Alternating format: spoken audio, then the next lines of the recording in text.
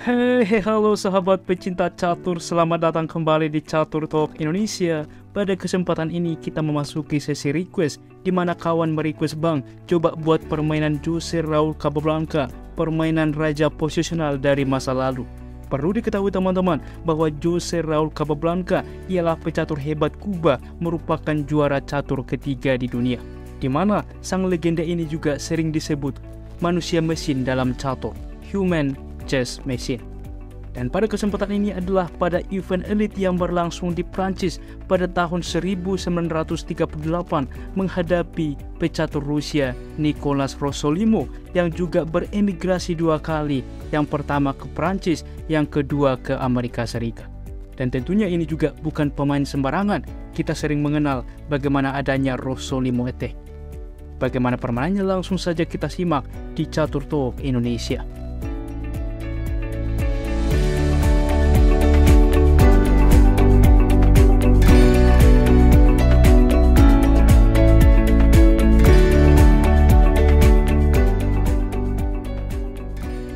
Baiklah teman-teman, di sini Jose Raul Capablanca sebagai putih memulangkah dengan pion ke D4. Jelas, ia adalah raja posisional dan permainan pion ke D4 merupakan permainan posisional ke depan.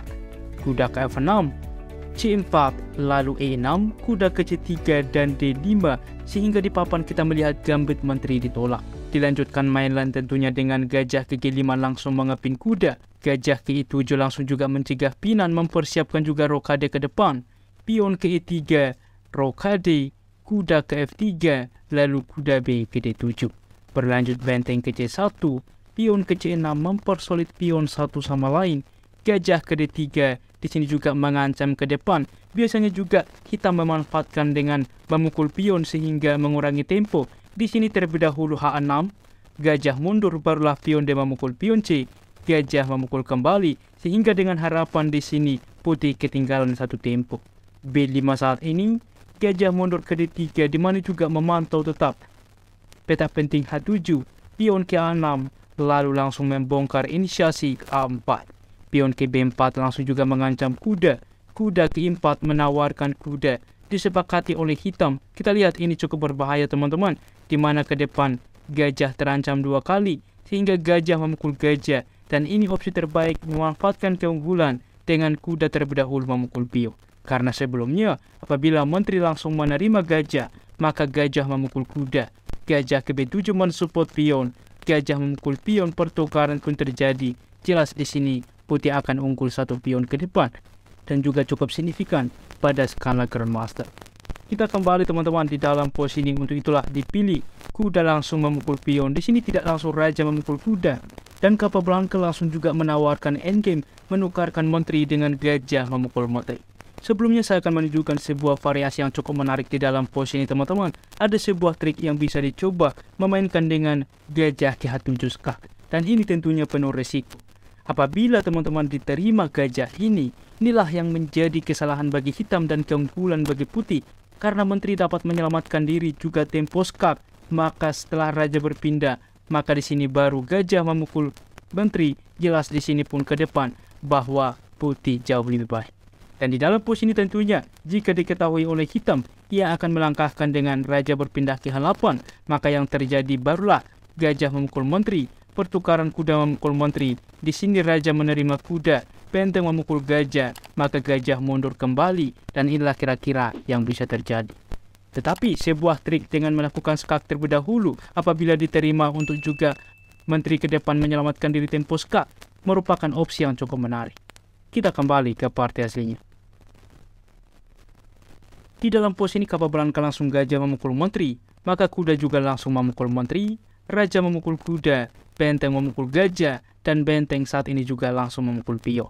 Gajah ke B7, benteng ke C7, di sini juga mengancam gajah, gajah langsung memukul kuda skak, pion menerima. Kita lihat teman-teman bahwa di sini juga dapat mengamankan raja ke depan. Tiga pion ini menjadi perlindungan bagi raja putih. Kuda ke B6 saat ini mengancam pion tanpa menyelamatkan pion, menyerang pion kembali dengan benteng ke C6, di mana kuda memukul pion. Sebelum langsung juga memukul pion teman-teman, terlebih dahulu raja ke C2 membawa benteng ke depan aktif.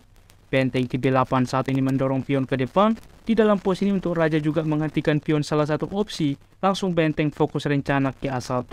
B3 tempo skak, raja ke C1, benteng ke B4 saat ini mensupport kuda. Gajah baru saat ini memukul pion, kuda ke B6, dan raja ke D2. Sekarang yang jadi pertanyaan di dalam pos ini, bagaimana hitam melanjutkan permainan? Dipilih E5 cukup logis teman-teman, di mana juga memanfaatkan ke depan.